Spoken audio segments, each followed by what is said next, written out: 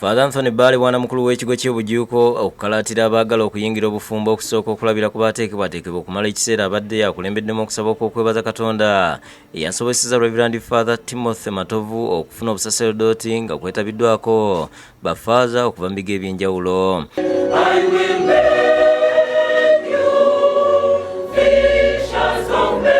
Agamba nti ensangi zino abavubuka abafunye obuzibu mu bufumbo bangi kubanga beegomba baba bambadde obukete olwo gye biggweera nga beeswaziza mu mawulire. Ne mwesanga bwesanze mu bbaala, ne mwesanga bwesanze ku mukolo, n'ovaawo n'olaba nti okuba oli ayambadde akagwe ne kakukuba gwe n'ogenda bugenzi. Olina okuwaayo obudde obw'okweteekateeka n'okumanya omuntu wo. Father Bbaale agambye nti abafumbo nga bafunye obutakkaanya basaanidde okusookerwa ssenga oba bannaddiini kuba bakulu nnyo. Kyokka avumiridde eky'omuko Yiga Mahammad okubanja ebintu byeyatwala ku buko nga bwe tuzze tukulaga mu Agataliiko Nfuufu olwamunaani Bwanamukulu okumwefuulira nti kuba si kya buwangwa. Tekibadde kituufu kuddayo kunona bintu, naye kyandibadde kituufu okuddayo mu bazadde, basenga, bakojja, abasaseredoti n'abonna baaseesa ne tusooka batubuulirira ne tugonjoola ensonga. Wabula yeeyiga zaakiggumiza nti ekyamukozeseza kino kwagala kumalamu Namutebi Joogo alime okukikola omuntu omulala. Sibabanja bintu byange nga mmwe mudde eno ne mwogera mwe ekimmanjisa ebintu bwavu.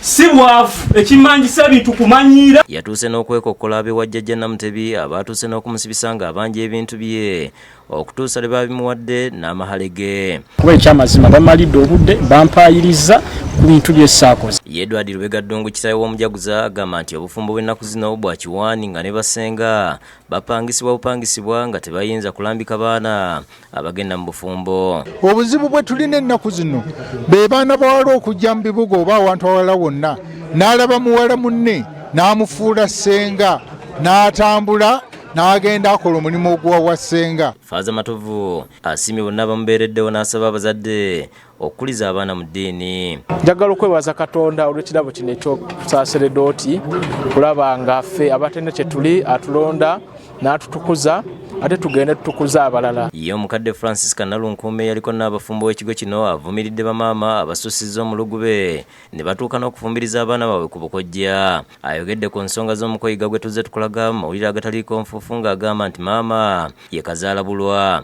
Era bamaama mwenna muyige okwekuza n'okwematiza mumatire n'ekyo kye wasoose okufuna. Engeri gy'okumpanya okyuse omukolo ogutwale ne bukojja nga taata amuzaala waali anaagugaana, ekyo kiba kya buyaayi.